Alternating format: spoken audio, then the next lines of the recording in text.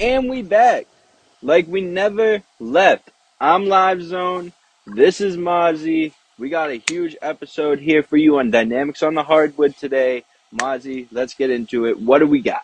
Welcome back to Dynamics on the Hardwood. We're starting out our episode with the game segment. We're going to be doing more game segments. We're going to have it loaded in the comments for you to play along today's game. Missing words. I'm going to read a sentence, Livezone. You're going to fill in as best you can with what you believe the true sentence should read. Fill in the missing words. Play along in the comments. Like I said, if you agree, disagree, put whatever you want. We're going to hop right into it. And we're starting off with Caitlin Clark coming up short in her championship. Still one of the greatest college basketball players of all time. Men's and women's, putting a face on it. Caitlin Clark will blank in the WNBA when she ultimately makes it there. The greatest. She will be the greatest of all time in WNBA. Hot takes off the jump. Diana Taurasi might disagree with you on that. Moving forward, we got Zach Edey for Purdue. He just showed up in the biggest game of his career. Unfortunately, also came up short to UConn. But Zach Edey's draft status definitely elevated. So I ask you, Zach Edey will be a blank in the NBA draft. A bust. I don't think that he can get it done. He has the superstar mentality and everything like that, but unfortunately, he can't shoot the same way that the others can, and he can only really be down low. So I'm going to say bust. I'm pretty sure there's a lot of people that disagree with that. After that 37 point, 10 rebound game in the championship, he had no teammates to back him up. Moving forward, we're going to hop over to the NBA. We got the Celtics on a historic season, 61 wins so far. If the Celtics don't win the championship this season, is a what? It is a wash. It is a bust. It is championship or bust for this team. The Celtics have never lost an NBA Finals when they made it with 60 wins or more. There you have it. Celtics, hopefully a championship in Boston. Maybe a little parade. All right, moving forward, gonna hop back to the WNBA. The WNBA will have blank viewers next season. A lot more than they've recently been having. The WNBA is going to definitely come on the uprise because of Caitlin Clark and many others with that. So I think that the WNBA has a bright future. So I'm going to say a lot more viewers than it's been having. Angel Reese coming out to the WNBA, declaring for the draft as well. Should be an interesting year in the WNBA. Back to the NBA. The Nuggets are blank in the Western Conference. Champions. Until it's proven otherwise, they are the reigning champions of the NBA. Livezone says they are the ones to beat. NBA refereeing is what? Bullshit. That's the best word that I could give it to you. All referees, all they care about is just getting the game done and making their check. They don't care about the actual game or the players involved. So I'm going to say bullshit. There we go. I've been feeling the same way. The best player in the NBA to build a team around is...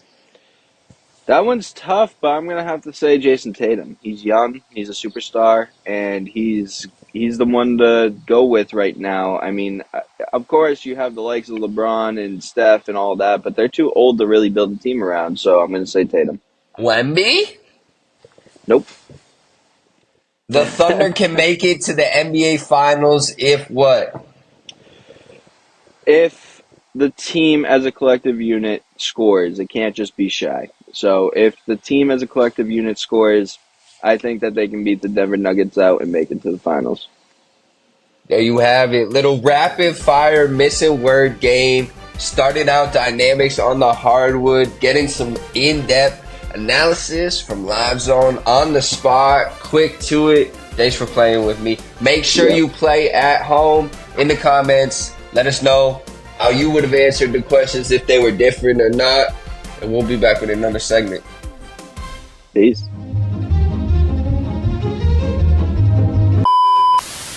Just as I promised, we're back. It's Dynamics on the Hardwood. It's Mazzi. It's Livezone. Had a little game to start it off. Now we're back talking about what happened over the weekend and on Monday. We had some championship bouts, men's and women March Madness wrapping up. Great games. Undefeated Carolina and Iowa for the women's.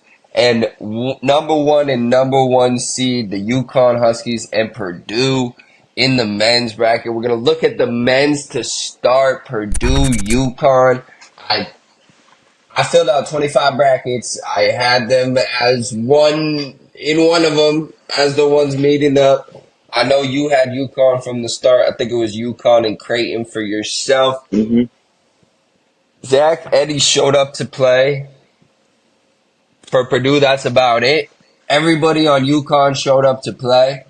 And that was the story of that. So Livezone, UConn with the 15-point win ran through people in this tournament. Back-to-back champions.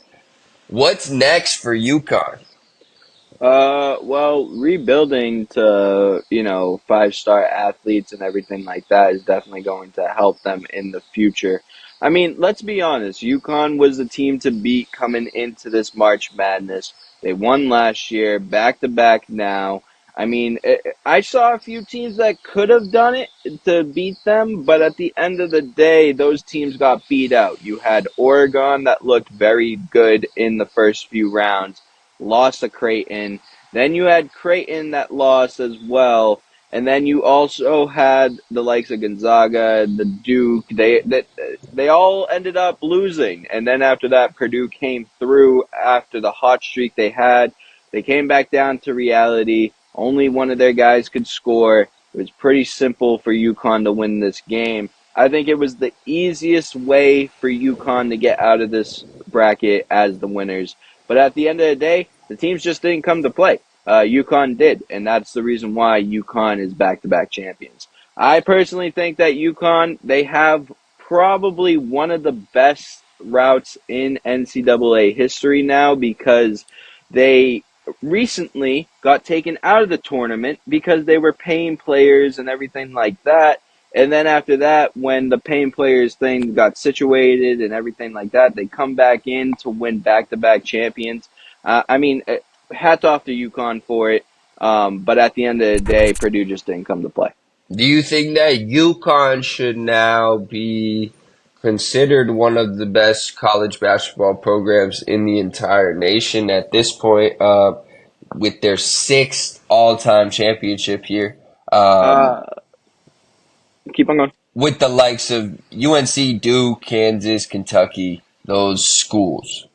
I think that they were already there. I think UConn was there since the 90s.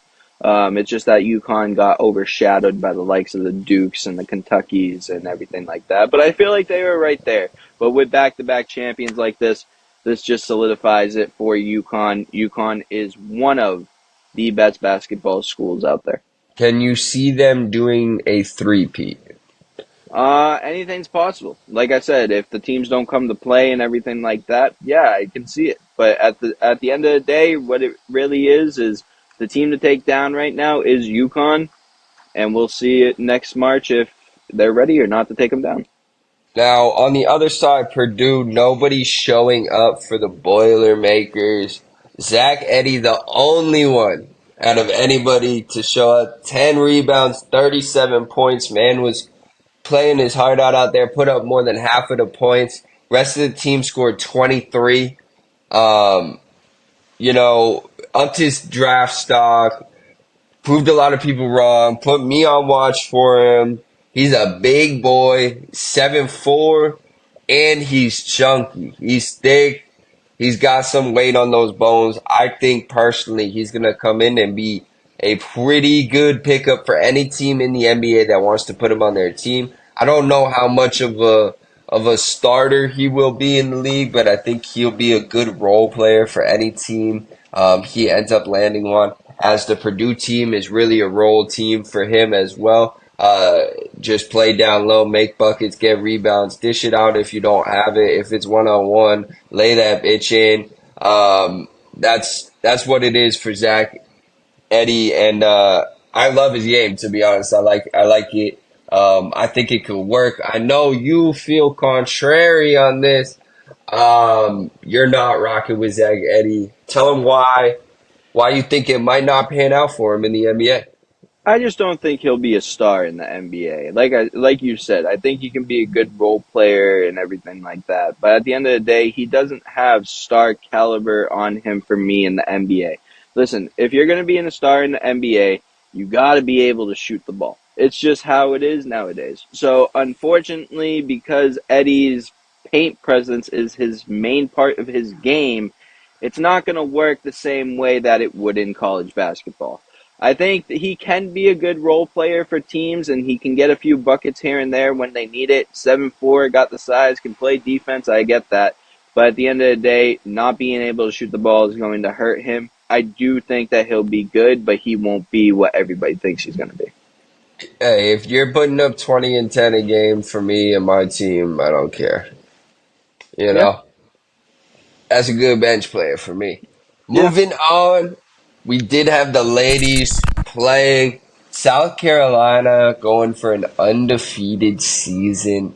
Iowa State and Caitlin Clark trying to get Caitlin a championship before she sayonara's out and goes into the WNBA for bigger and better things. Livezone. South Carolina got it done against Iowa State, making it so Caitlin Clark never got that elusive championship.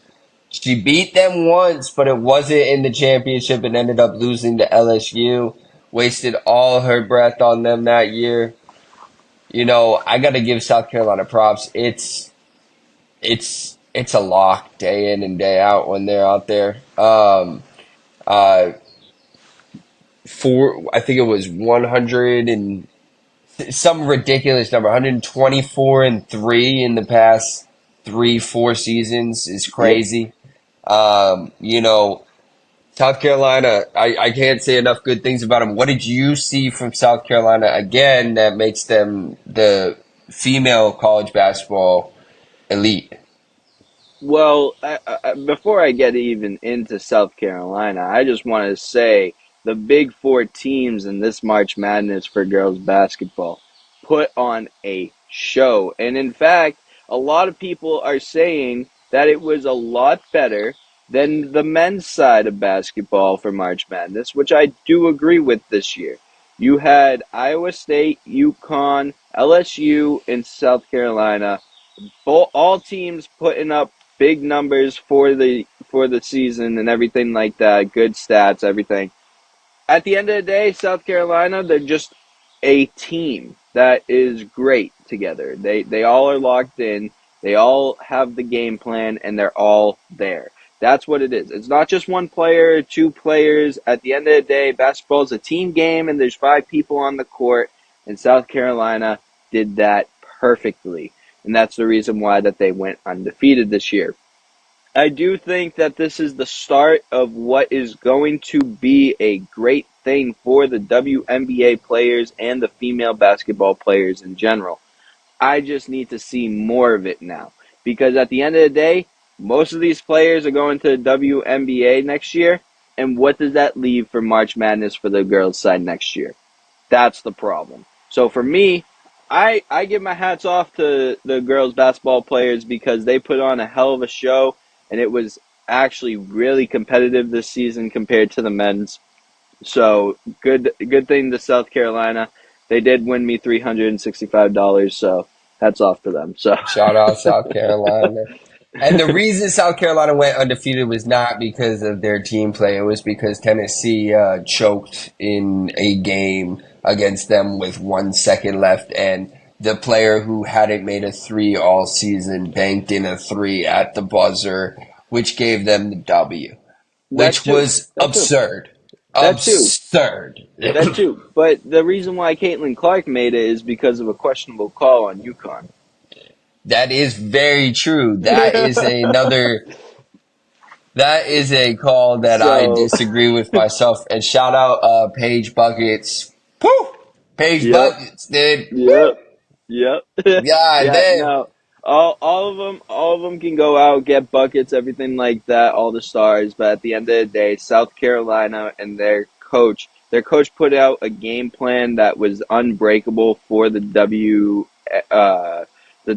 March Madness, or the Women's March Madness, whatever you want to call it. And Yeah. at the end of the day, that game plan worked, and that's what made them such an impactful unit against the likes of Caitlin Clark and whoever else was going to match up against them. So for me, like you said, there are some people that made some crazy shots, but at the end of the day, the whole season undefeated, going to March Madness undefeated, winning the championship. It's just a Cinderella story at that point. And I want to give Caitlin Clark her flowers before we hop over to another segment. Caitlin Clark, you didn't win a championship, but a championship doesn't define greatness in my eyes. A championship is an add-on to it and really solidifies you in the public eye. But if you're really about the game and understand the knowledge of these sports games and any sports games, it's not just championships that you need to show up for. You need to encompass everything that there is to encompass in that league as a player, a role model, a face, a team player, a leader, a winner, winning games, coming up in clutch moments, winning championships on top of it falls into there, but it's not the only thing that defines it. So, Caitlin Clark, I just want you to know that you are the greatest college basketball player that has ever come through women's college basketball. I do believe you will be the greatest WNBA player when it's all said and done. I look forward to how you grow the sport, and I think myself as well as a lot of other people are thankful that you're uh, choosing to do the WNBA and bring the WNBA up and be the face of a league for years and years to come. Thank you. Yep, yep. And I will say that, it's about the impact of the game, and she's having the biggest impact on women's basketball right now. And hopefully, soon enough, we will see women's basketball players being paid the same amount as men's basketball players. Absolutely. Hopefully, when everybody starts tuning in to see, hopefully you're staying tuned to see us. Okay, we'll be right back with the NBA segment coming up here on Dynamics on the Hardwood. Stay tuned.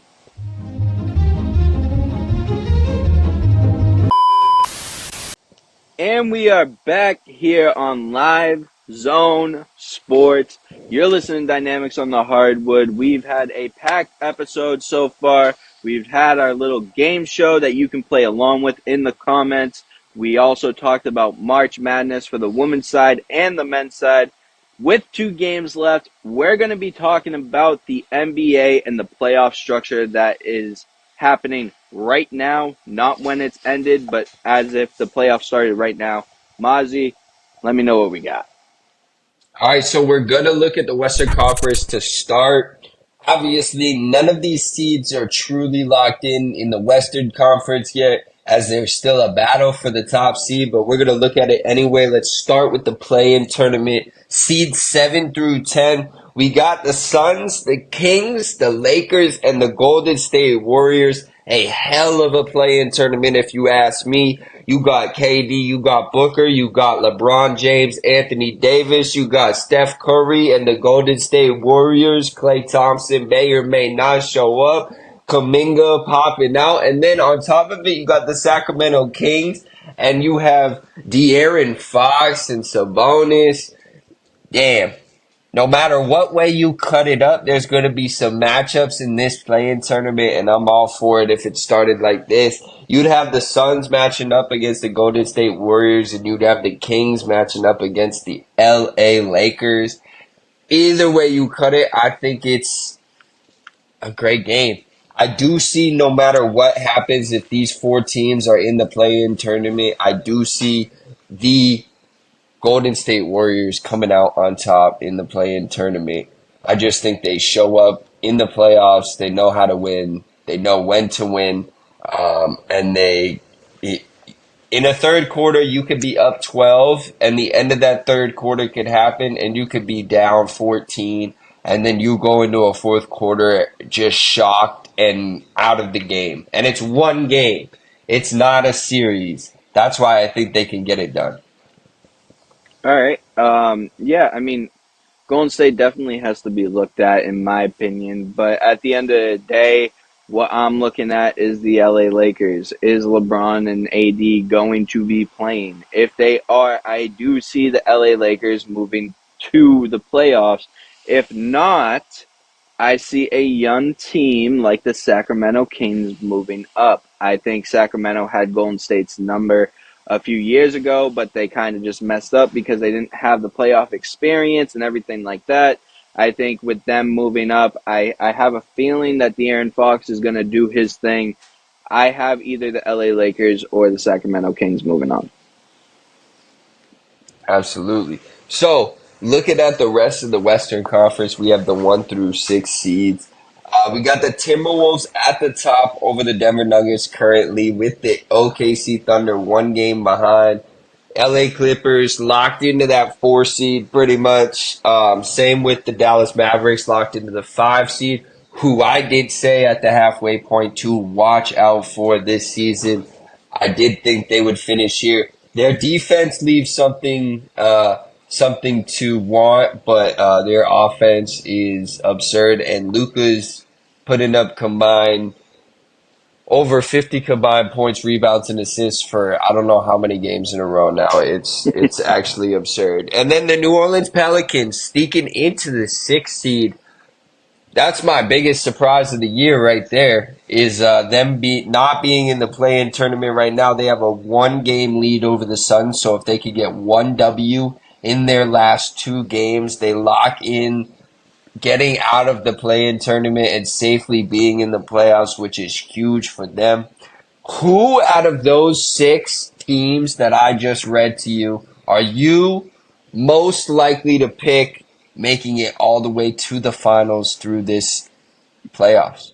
You see, I'm looking at 3 teams right now that in the Western Conference, and I'm looking at the top 3 seeds. I'm looking at the Minnesota Timberwolves because they came out of nowhere this season. Nobody thought that they were going to be in this position, but Anthony Edwards is that guy for them. He is the superstar that they needed, and he is proving to be like that a little bit like that MJ and Kobe style. So maybe he uprises and that mentality starts to hit, and we start seeing the third side, like the third part of the MJ trial. Maybe, but at the end of the day, the 2 big teams that I'm definitely looking at is one, the OKC Thunder, because they are young. They are ready, they are hungry, and they are playing as a team. Like I said, this is a team game, and there's 5 people on that court. But when it comes down to a team game, there's one odd man out in the Western Conference, and that is the Denver Nuggets. The Denver Nuggets are the best team set up right now to play team basketball. And Jamal Murray at the point guard position, Nikola Jokic at the center position, being the unselfish players they are, I'm looking at the Denver Nuggets still. I think the West is as wide open as a freeway with no cars on it. Uh, this I'm not going to bet on any of these games. I don't know who's going to win any of these matchups on any given night. Uh, we could end up seeing somehow the Dallas Mavericks and the Pelicans face off. For all I know, the way that this year is going, couple shots go a couple different ways. There's different series going on. I am looking at the OKC Thunder to make it and the Dallas Mavericks. Those are my 2 teams to watch out for. But any of these, even the play teams in the play-in tournament, any of these 10 teams with the ability to make the playoffs and make it through the playoffs can win the championship in my eyes in a 7 game series against and matched up against anybody. They all have their assets, they all have their downsides, they all have their weaknesses, and they all have their greatness that can come together. It's going to be crazy in the Western Conference. That's all I 100%. know. That's what I'm ready for. I like the Timberwolves too. Anthony Edwards definitely looking like the third head to that trio. MJ, Kobe, Anthony Edwards, question mark. He's got to get to those promised lands and play in those big games. This is a year for him to do it. If he can do it, Hmm. we can start having discussions. If he doesn't, we need to chill. Um, so that's pretty much how that's going to break down for them. Of course, Denver Nuggets, you can't. They've been champions, championship pedigree. They've been here before. They show up. It's Joker. He literally does basketball for fun, and he still toys with these boys. It's crazy. It is crazy. So can't count the Nuggets out. Clippers with Kawhi, Westbrook, Harden, George. Just gonna be a crazy Western Conference. That's pretty much it. Yeah, I definitely agree. The Clippers definitely have to be watched out for having Harden there, having Russell Westbrook as the spark off the bench and everything like that. That team is another team that is set up for greatness, but they are the LA Clippers. So that's the thing that I'm looking at. I'm looking at how can they coach themselves out of this one without pulling a Reggie Miller. But like at the same time, we just need to we need to see where it goes. I'm looking at the young teams over the older teams. It's just the way it goes. It's the time of the new era, and for me, I'm looking at Anthony Absolutely. Edwards and Absolutely. Shai Now, Gilgeous-Alexander. let's look at the Eastern Conference, okay? A little more certainty in the Eastern Conference. You have the Celtics locked in to the number one seed. 14 games up currently. 62 wins, 62 and 17 with 2 games left. Milwaukee Bucks are locked into that 2 seed as well. Actually, forgive me, the Knicks, if they win out and Milwaukee loses out, the Knicks will be the 2 seed, which is something I would not have believed at the beginning of the year. I know you at the halfway point were giving the Knicks their flowers. It leaves something to be desired for me because there's one big word coming up for the Knicks, and that is playoffs, where they never seem to show up. So, we have the Celtics locked in, Milwaukee pretty much locked in. Besides that, you have a lot of options of movement. Only 2 games separating 4 and 8 in the Eastern Conference. You have the Magic, Cavaliers, Pacers, 76ers, and Miami Heat all 2 games apart or 1 game apart. So there's a lot of shifting that can be done. You have Chicago and Atlanta locked into the play-in tournament at 9 and 10. You have the Sixers and the Heat at 7, 8 right now. Let's look at the play-in tournament. Sixers, Heat, Chicago Bulls, Atlanta. It's weak. It's very weak for me. Compared to the Western Conference play-in tournament, I don't think, regardless of who wins this play-in tournament, makes it out of the play-in tournament, I think they lose first round to whatever team they play. Looking at it, it's hard to say that the Chicago Bulls or Atlanta is going to be either one of the Heat or the 76ers, but it could happen for sure. I just don't see any strengths in any of these teams. I'm going with the Heat as the strongest out of any of these teams, and to win the play-in tournament. Livezone, what are you thinking about this play-in tournament? Do you have the Sixers if everybody's healthy? That's the question, though, if everybody's healthy, which I don't think they are. So I don't have the Philadelphia 76ers coming out. If they were healthy, I would say Philadelphia without a doubt. But unfortunately, Tyrese Maxey missed last game.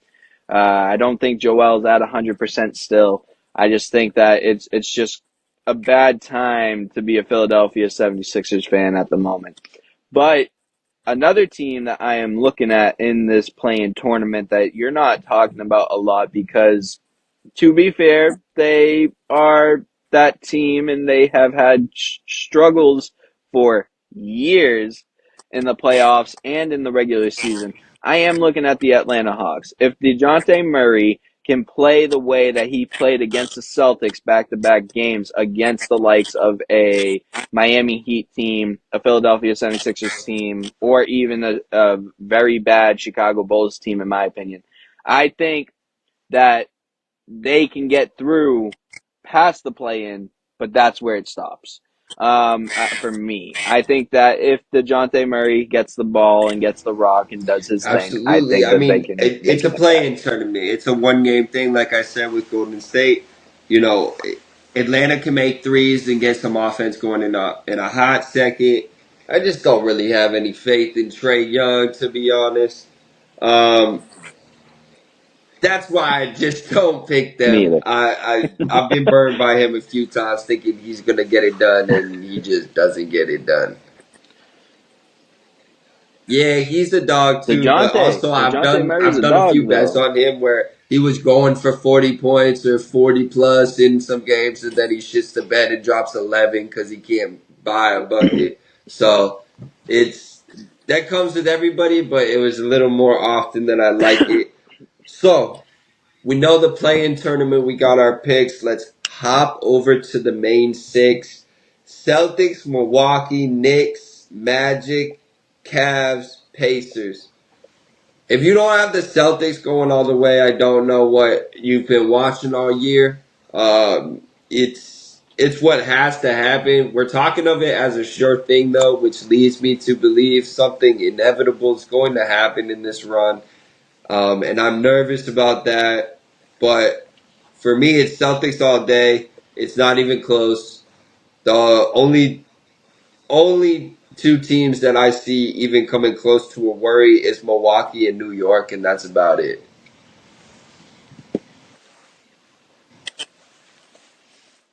Okay. All right. Yeah, I think the Celtics are the front runners for the Eastern Conference as well. I think that it's pretty clear that it's Jason Tatum and Jaylen Brown's year after getting Porzingis and Derek White and Drew Holiday. They put together a team that is going to win games and is going to win a championship. It is the Celtics year. I think that it's pretty much said that if the Celtics win, there's no surprise. They're the only one that's locked into the playoffs right now, and they're the only one that can get the job done in my eyes. But there's that but because there's always that very little percent chance that they don't make it. The teams that I'm looking at are kind of at the bottom here. All right, so I'm looking at the New York Knicks. Okay, obviously. I don't think that they'll make it far, though, because Julius Randle is done for the season. So that hurts them significantly, in my eyes. But after that, you have the Indiana Pacers. They could make a run. Tyrese Halliburton cannot be forgotten, and he could get his revenge on LeBron in the NBA Finals that nobody's talking about, all right? Then after that, you also have the Orlando Magic that need to get some respect. Paulo Banchero is that guy. He is going to become a leader. He is young, of course, but at the end of the day, he kind of reminds me a little bit of a young Tracy McGrady or a young LeBron that has that potential and can be that guy. So for me, the Orlando Magic have to be looked at as well, especially with Franz Wagner right next to him, a bucket getter. I mean, their defense is lacking a little bit, but they just got Wendell Carter Jr. back at the front side. So I'm looking at the Orlando Magic and saying, all right, you have these It's young going to be stars. an What can interesting you do? playoffs. I definitely think the Western Conference is going to be a way more of a doozy than the Eastern Conference is going to be. I'm going to stick to betting on the East side where I think Yeah. I know what's going on more, but usually I don't even know what's going on anyway. So we're going to have to see, but 2 games left till playoff time. I'm ready. Live Zone's ready. We hope that you're ready. That's it for Dynamics on the Hardwood for this week. We got the games. We're ready. Remember, we're going live on TikTok whenever we can for live games. Make sure to follow us on there so you know when we're going live. We'll have the game at the beginning of this episode posted in the description for you to revert back, leave your comments on. Disagree with us, agree with us, whatever. Start a convo. We're down for that. Livezone, you have anything for the people before we sign off? Just know that a lot's coming. Last week we brought you a new podcast. This week we're bringing you another new one. So, it's not just Live Zone Sports here, but, at the head of the table, we got Live Zone to wrap it all up. So we're here, we're ready, we're building, Absolutely. We're and still there's a working lot on the more to merch come. for you guys, by the way. We are perfecting it. We're making it great. We're bringing it to you. We're getting the website set and everything. So as soon as it's all streamlined, it will be in front of your eyes and available to you. We are going to be going live on Spotify here very soon as well. So a lot in the works. Best thing you can do is stay tuned.